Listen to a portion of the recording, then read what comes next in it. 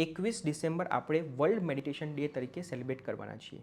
Regular meditation કરવાથી તમારા બ્રેનમાં કંઈક આ પ્રકારના બદલાવ થશે જેના કારણે તમારું એન્ઝાયટી અથવા તો ડિપ્રેશન ઓછું થઈ શકે છે. The first thing is when you meditate it કામ ડાઉન્સ યોર એમેગડાલા. એમેગડાલા તમારા બ્રેનનો એક નાનો એરિયા છે જે ફિયર રિસ્પોન્સ માટે જવાબદાર હોય છે. જ્યારે પણ તમે મેડિટેશન કરશો ત્યારે આ એમેગડાલા ઓછું એક્ટિવેટ થશે અને એના કારણે તમે ફિયરનો સામનો કરી શકશો. Second thing is it activates your prefrontal cortex જે ડિસિઝન મેકિંગ માટે જવાબદાર હોય છે. એટલે મેડિટેશન કરવાથી તમારું ડિસિઝન મેકિંગ સારું થઈ શકે છે.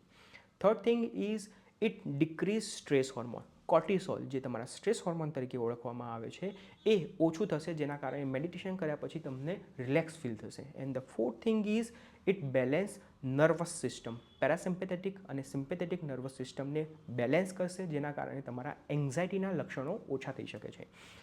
એટલે દરેક વ્યક્તિએ હંમેશા મેડિટેશન કરવું જોઈએ. Thank you.